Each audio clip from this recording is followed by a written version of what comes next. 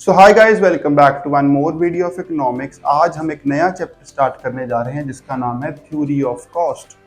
तो theory of cost या cost को समझने से पहले देखते हैं हम क्या क्या कवर कर चुके हैं अब तक। तो माइक्रो इकोनॉमिक्स की सीरीज में हम ये सब देख चुके हैं कि इकोनॉमिक्स का मेन ऑब्जेक्टिव क्या है। तो मेन ऑब्जेक्टिव हमने देखा था कि कैसे हम लिमिटेड रिसोर्सेज को यूज करके मैक्सिमम सेटिस्फैक्शन अटेन करते हैं, कैसे कुछ ऐसे रैशनल डिसीजंस हम लेते हैं इकोनॉमिक्स में so that we can attain maximum satisfaction out of our limited income. तो इसी सीरीज को पढ़ते हुए हमने देखा था, देखो क्या क्या हमें जानना जरूरी है in order to be that rational consumer, rational producer. तो हमें ये जानना जरूरी है एक तो कि कंज्यूमर की नेचर क्या है, कंज्यूमर का नेचर क्या है, ठीक है। फिर हमें जानना जरूरी है कि आउटपुट कैसे बिहेव करती है इन द शॉर्ट रन और इन द लॉन्ग रन। फिर हमें जानना जरूरी है कि कॉस्ट क्या होता है, कॉस्ट के वेरियस एस्पेक्ट्स क्या होते हैं, वेरियस डायमेंशंस क्या होती हैं। फिर हम जानना जरूरी है और कि प्राइस डिटरमाइन कैसे किया जाता है, डिफरेंट टाइप ऑफ मार्केट्स क्या होती हैं, ये सब हमें जानना जरूरी है कि नहीं, in order to be that rational producer जो अपने लिमिटेड रिसोर्सेज को यूज करके मैक्सिमम सेटिस्फैक्शन गेन कर रहा है।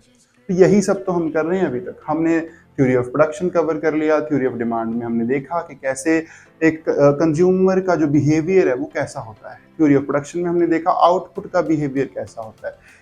अब इसी पाथ पे चलते हुए थ्योरी ऑफ कॉस्ट में हम देखेंगे कि कॉस्ट के वेरियस टाइप्स क्या होते हैं, डायमेंशंस क्या होती हैं, कॉस्ट क्यों इंपॉर्टेंट है, कॉस्ट के बारे में पढ़ना, ये सब हम इस चैप्टर में कवर करेंगे। तो थ्योरी ऑफ कॉस्ट को समझते हैं। कॉस्ट कॉस्ट क्या होता है? तो कॉस्ट को समझने से पहले फैक्टर्स ऑफ प्रोडक्शन समझना बहुत ज़रूरी है। तो हमें पता है कि in order to produce a product we need certain factors of production. ऐसा तो नहीं है कि फर्म ओपन करी और ऑटोमेटिकली प्रोडक्ट बन गया ना। We need certain factors of production. सबसे पहले तो एक लैंड ही चाहिए हमें, फिर हमें लेबर चाहिए, ठीक है, उससे भी पहले हमें कैपिटल चाहिए, और फिर हमें एक एंटरप्रेन्योर भी चाहिए, ठीक है। तो ये सब कंट्रीब्यूट करते हैं in order to develop a product. तो उस प्रोडक्ट में ये सब जब कंट्रीब्यूट करेंगे तो ये सब कुछ डिमांड भी तो करेंगे, ये कुछ मनी भी तो डिमांड करेंगे, कुछ अपने लिए इनकी फीस भी तो होगी। तो उस फीस को जब हम कंसीडर करते हैं तब एक कॉस्ट तैयार होती है किसी प्रोडक्ट की। तो इसीलिए कॉस्ट को पढ़ना इसीलिए ज़रूरी हो जाता है, ठीक है। तो ये आपको समझ आ गया कि we need certain factors of production in order to produce a product, और उन सब की जो फीस है उनको मिला के कॉस्ट तैयार होती है किसी प्रोडक्ट की कि उसकी कॉस्ट क्या हो, ठीक है। अब हम एक और चीज़ के बारे में सोचें, क्या सिर्फ मॉनिटरी एस्पेक्ट में ही कॉस्ट को पढ़ा जा सकता है? क्या सिर्फ जो हम इनको मनी पे कर रहे हैं, इनकी जो फीस पे कर रहे हैं, इनको जो पेमेंट्स कर रहे हैं, क्या सिर्फ वही कॉस्ट होती है या कॉस्ट के अदर एस्पेक्ट्स भी होते हैं? तो yes, there are certain other aspects also for the cost. तो उन सब एस्पेक्ट्स को भी हम कवर करेंगे। इसके बाद हम ये देखेंगे कि कॉस्ट के टाइप्स क्या क्या होते हैं। तो अब हम समझने की कोशिश करेंगे कि कॉन्सेप्ट ऑफ कॉस्ट है क्या, कौन कौन सी डायमेंशंस कॉस्ट के कॉन्सेप्ट में कवर की जाती हैं। सबसे पहले है मनी कॉस्ट। तो मनी कॉस्ट क्या होता है? तो money cost is very simple, the amount spent in terms of money for the production of a commodity. एक कमोडिटी को प्रोड्यूस करने के लिए आप whatever you are paying, वो सब किसके अंडर आएगा? मनी कॉस्ट के अंडर आएगा। So whatever you are paying to your different factors of production is coming under money cost. अब मनी कॉस्ट के बाद सीधा अकाउंटिंग कॉस्ट देखते हैं, क्योंकि ये दोनों बड़ी ही कंफ्यूजिंग टर्म्स हैं, ठीक है। तो अकाउंटिंग कॉस्ट में क्या होता है? It refers to out of pocket expenses, historical costs, depreciation and other book keeping entries. मतलब समझो, देखो जो मनी कॉस्ट है ना, ये एक नैरो कॉन्सेप्ट है, और ये जो अकाउंटिंग कॉस्ट है ना, ये एक ब्रॉडर कॉन्सेप्ट है, ठीक है। तो मनी कॉन्सेप्ट भी अकाउंटिंग कॉस्ट के अंदर ही आता है, बट अकाउंटिंग कॉस्ट में कुछ अलग चीज़ें और चीज़ें भी आती हैं। तो वो चीज़ें क्या हैं? देखो, अकाउंटिंग कॉस्ट में एक तो जो आप पे कर रहे हो अपने डिफरेंट फैक्टर्स ऑफ प्रोडक्शन को, that is your money cost, एक तो वो आएगा। उसके बाद योर हिस्टोरिकल कॉस्ट, ठीक है, depreciation and other book keeping entries. देखो, वट एवर यू बॉट, वो कोई भी एसेट जो आपने बाय किया उसकी इनिशियल कॉस्ट क्या थी जब आपने बाय किया, वो डेप्रिसिएशन, मतलब अगर आपने कोई एसेट बाय किया और उसकी जो वैल्यू है वो कम हो रही है डे बाय डे, तो उसको भी आप काउंट करोगे इसमें अकाउंटिंग कॉस्ट में। और अदर बुक कीपिंग एंट्रीज, और आपके अकाउंट में जो जो entries duly in order to produce a product, उस सबको डेप्रिसिएशन, हिस्टोरिकल कॉस्ट, सबको इंक्लूड करके आपकी जो कॉन्सेप्ट है वो है अकाउंटिंग कॉस्ट। और money cost is just whatever you are paying in terms of money to your factors of production, ठीक है। तो this is a difference between money cost and accounting cost, इसमें आपको confuse नहीं होना है। उसके बाद है रियल कॉस्ट। रियल कॉस्ट में क्या है? देखो, मैंने अभी स्टार्टिंग में बताया था कि सिर्फ मॉनिटरी एस्पेक्ट ही कॉस्ट नहीं होता, और भी कुछ एस्पेक्ट्स हैं जिनको हम कवर करते हैं under the umbrella of cost. तो वो क्या है? The mental and physical efforts undergone in order to produce a commodity. मतलब इसमें हम मॉनिटरी एक्सपेंसेस को छोड़ के जो जो एफर्ट्स मेंटली और फिजिकली जो जो एफर्ट्स किए गए हैं, जो जो सेक्रीफाइस किया गया है in order to produce a product, उस सबको इंक्लूड करते हैं।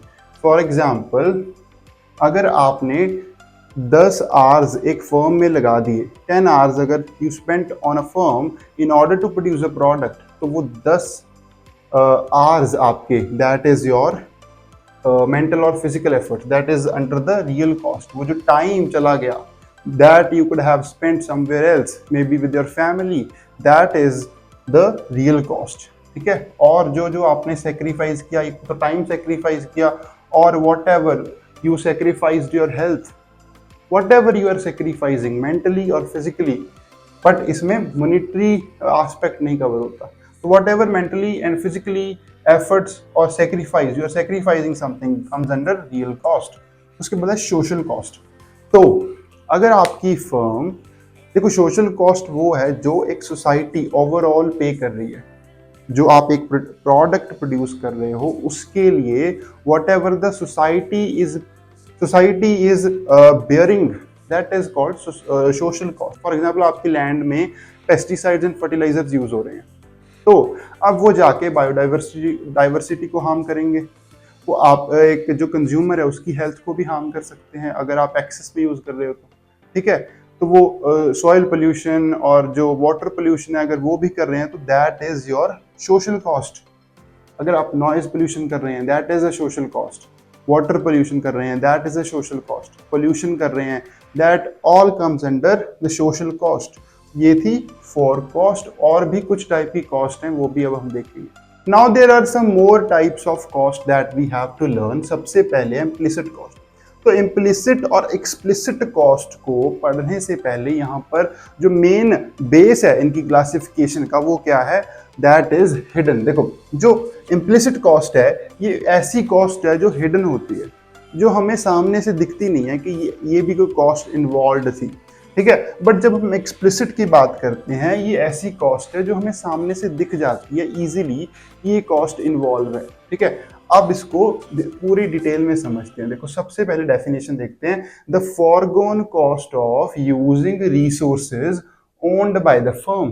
तो यहाँ पे जो मेजर हाईलाइट है जिसपे आपको फोकस करना है, that is owned by the firm, ठीक है। ऐसे रिसोर्सेज की फॉरगोन कॉस्ट का मतलब होता है कि देखो, अगर मैंने कुछ इन्वेस्टमेंट की किसी बिजनेस में, फॉर एग्जाम्पल मैंने 5,000 रुपीज किसी किसी बिजनेस में इन्वेस्ट कर दिए। अब फॉरगोन कॉस्ट का मतलब होता है कि अगर मैं इनको इन्वेस्ट ना करता, कहीं और यूज करता, तो मैं इसको किसी सेकंड बेस्ट ऑल्टरनेटिव में यूज करता। तो अगर मैं इसको बिजनेस में यूज ना करके इसको बैंक में डाल देता तो मुझे वहां से कुछ इंटरेस्ट आता ना। तो उसको कहते हैं कि फॉरगॉन कॉस्ट, मतलब यहाँ यूज ना करके सेकंड बेस्ट ऑल्टरनेटिव में यूज करता, वहां से भी मुझे कुछ प्रॉफिट, कुछ इंटरेस्ट आता, ठीक है, कुछ रिटर्न्स आते, तो फॉरगॉन कॉस्ट होती है वो। अब उनकी फॉरगॉन कॉस्ट उन रिसोर्सेज की जो कंपनी खुद ओन कर रही है और जो ओनर खुद कंट्रीब्यूट कर रहा है, ठीक है, आपको वो किसी से बोरो करने की जरूरत नहीं पड़ रही है, दैट इज योर ओन, वो आपके खुद का है। फॉर एग्जाम्पल, अब एक एग्जाम्पल की मदद से समझते हैं। तो मैंने एक बुक स्टोर ओपन किया, उसमें मैंने खुद क्या कंट्रीब्यूट किया, देखो मैंने अपनी जो शॉप है मेरे खुद के पास ही थी, तो मुझे लैंड किसी से रेंट पे लेने की ज़रूरत नहीं पड़ी, तो मैंने 10,000 जो शॉप का किराया रेंट था वो मैंने बचा लिया, क्योंकि मेरी खुद की शॉप थी। तो एक तो मैंने शॉप अपनी कंट्रीब्यूट करी, अपनी लैंड कंट्रीब्यूट किया, उसके बाद मैंने खुद उसमें काम किया, ठीक है, खुद अपनी सर्विसेज दी एज अ लेबर उस शॉप में, तो ये भी मेरी खुद का है, मैंने खुद का कंट्रीब्यूट किया ना। अगर मैं खुद काम ना करता, if I was busy somewhere else, तो किसी और को मुझे हायर करना पड़ता, ठीक है, तो ये भी मैंने खुद बचा लिया अपना जो पैसा था। उसके बाद मैंने कुछ इन्वेस्टमेंट करी, ठीक है, मैंने 50,000 की इन्वेस्ट मेरे पास पड़े थे, तो मैंने खुद इन्वेस्ट कर दिए, मुझे बैंक से बोरो करने की जरूरत नहीं पड़ी, तो मैंने 50,000 भी इन्वेस्ट कर दिए खुद ही, मेरे पास पड़े थे। अब बट मैंने कुछ और भी फैक्टर्स ऑफ प्रोडक्शन हायर किए, क्योंकि अकॉर्डिंग टू द स्केल मुझे करने पड़े। देखो अदर में मैंने कुछ लेबर और हायर की, उसके बाद raw material whatever you needed, ठीक है, as a raw material in the book shop. So उसके बाद कैपिटल, मतलब मुझे कुछ और मनी की भी जरूरत थी, तो मैंने वो भी हायर करी, तो लेबर को मैंने 1,000 रुपीज़ दे दिए, रॉ मटेरियल की जो नीड है वो है 500 की स्मॉल नीड। उसके बाद जो मनी कैपिटल है, मैंने जो भी बोरो किया बैंक से, उस पे मुझे 2500 का इंटरेस्ट देना पड़ा, ठीक है, ये एक एग्जांपल है। अब देखो इसमें इम्प्लिसिट कॉस्ट कैसे फाइंड की जाएगी। देखो इम्प्लिसिट कॉस्ट हमने डेफिनेशन में देखा था कि उन रिसोर्सेज की फॉरगॉन कॉस्ट जो कंपनी खुद ओन कर रही है, तो इसमें मैंने खुद क्या कंट्रीब्यूट किया एज अ ओनर, तो मैंने सिर्फ कंट्रीब्यूट किया एक तो अपना लैंड शॉप, और दूसरा है मैंने खुद की लेबर सर्विसेज को यहाँ पे कंट्रीब्यूट किया, और थर्ड में मैंने अपनी कुछ इन्वेस्टमेंट भी इसमें लगाई, तो that is also contributed by me, ठीक है, मैंने किसी से बोरो नहीं किया। तो ये सिर्फ 3 चीजें थी जो मैंने खुद कंट्रीब्यूट करी, जो कंपनी की खुद की थी, ठीक है। अब इनकी जो फॉरगॉन कॉस्ट होगी वो क्या होगी, देखो अगर ये 10,000 लैंड मेरे पास ना होता, या अगर मैं इस लैंड को किसी और को दे देता, और मुझे रेंट करना पड़ता, उसको भूल जाओ, मैंने ये लैंड किसी और को दे देना था, अगर मैं बिजनेस में इन्वॉल्व ना करता इसको, तो मुझे वहां से 10,000 का रेंट आ रहा होता। तो अगर मैं खुद भी बिजनेस मैंने स्टार्ट नहीं किया होता, तो मैं भी कहीं और काम कर रहा होता, तो वहां से लेट सपोज कि मुझे 15,000 मिल रहा है मंथ का, तो ये भी फॉरगॉन कॉस्ट है, ठीक है। यहाँ पे मुझे रेंट मिल रहा है, यहाँ पे मुझे खुद की वेजेस मिलती, वो भी फॉरगॉन कॉस्ट है, मैं यहाँ काम ना करता कहीं और काम करता। उसके बाद 50,000 जो मैंने इन्वेस्ट किया, अब इसकी फॉरगॉन कॉस्ट क्या होगी, देखो 50,000 नहीं होगी, अगर मैं इसको कहीं इन्वेस्ट करता बैंक में, तो according to the current interest rate मुझे जो भी रिटर्न्स मिलते, वो फॉर एग्जांपल यहाँ पे मुझे 10,000 के इंटरेस्ट रेट रिटर्न्स मिलते, तो 10,000 जो मुझे इंटरेस्ट मिलते, जो रिटर्न्स मिलते, वो क्या थी, फॉरगॉन कॉस्ट थी। अब अगर हम इन तीन को ऐड कर दें, तो 10 और 10 20 और 15, सो इट वाज 35, ठीक है, तो ये 35,000 was the foregone cost. I hope you understood. तो इम्प्लिसिट कॉस्ट का मतलब है कि जो कंपनी ने खुद यूज करी हैं रिसोर्सेज, जो कंपनी के खुद के ओन्ड रिसोर्सेज थे, उनकी फॉरगॉन कॉस्ट क्या होती है। देखो अब हमने बात की थी कि ये हिडन है, देखो ये हिडन इसलिए है क्योंकि आपको सिर्फ ये दिखेगा कि ये जो आपकी अकाउंट में जो आपके लिखे होंगे वो ये लिखे होंगे कि मैंने लेबर को इतने दिए, रॉ मटेरियल के लिए इतने दिए, कैपिटल मनी कैपिटल जो मैंने बैंक से बोरो की है उसको भी मैंने कुछ इंटरेस्ट दिया, जो ये दिया वो ये दिया। तो अब ये मुझे सामने दिख रहे हैं, ठीक है, बट ये हिडन थे ना, तो इसीलिए इनको क्या कहा जाता है, इम्प्लिसिट कॉस्ट कहा जाता है। सो अब एक्सप्लिसिट कॉस्ट की बात करते हैं। एक्सप्लिसिट कॉस्ट में इसकी डेफिनेशन है cash payments which firms make to outsiders for their goods and services. मतलब ऐसी पेमेंट्स जो मैंने आउटसाइडर को की है, ठीक है, मैंने ऐसी पेमेंट्स जो आउटसाइडर को करी हैं उनको कहा जाता है एक्सप्लिसिट कॉस्ट। अब ये हिडन नहीं है, ये दिख रहा है सामने मुझे अपने अकाउंट में कि मैंने इन बंदों को ये पेमेंट की है, इन फैक्टर्स ऑफ प्रोडक्शन को बाय करने के लिए, बोरो करने के लिए मैंने कुछ पेमेंट्स की हैं। तो इनको क्या कहा जाएगा, इन तीनों को क्या कहा जाएगा, एक्सप्लिसिट कॉस्ट, जो सामने है मेरे, ठीक है। तो that was explicit cost. In this case example में देखो कि कितनी है। देखो, explicit cost is not a foregone cost, आपको ये भी याद रखना है, ठीक है। It's not a foregone cost. Explicit cost is के जो पेमेंट्स की गई हैं किसको, डिफरेंट फैक्टर्स ऑफ प्रोडक्शन को, आउटसाइडर्स को, ठीक है। तो इसको क्या क्या पेमेंट्स हुई हैं, देखो 1000 रुपीज हुई है लेबर को, 500 मैंने रॉ मटेरियल के लिए, और 2500 मैंने किसको दिए हैं, कैपिटल जो इंटरेस्ट मुझे देना पड़ रहा था। तो ये हो गया 3000 और टोटल हो गया 4000। तो 4000 इज माय एक्सप्लिसिट कॉस्ट। अब at last there is opportunity cost. अब अपॉर्चुनिटी कॉस्ट इम्प्लिसिट कॉस्ट से रिलेटेड कॉन्सेप्ट है, ठीक है। ये मैं सबसे पहले भी करा सकता था, बट आपको इम्प्लिसिट कॉस्ट जब तक समझ नहीं आया, आप अपॉर्चुनिटी कॉस्ट को समझ तो जाओगे, बट बाद में आप कंफ्यूज हो जाओगे जब आप इम्प्लिसिट कॉस्ट को पढ़ोगे। अब when you know what is implicit cost, now you can clearly understand कि अपॉर्चुनिटी कॉस्ट क्या है। देखो, opportunity cost is cost of next best alternative foregone.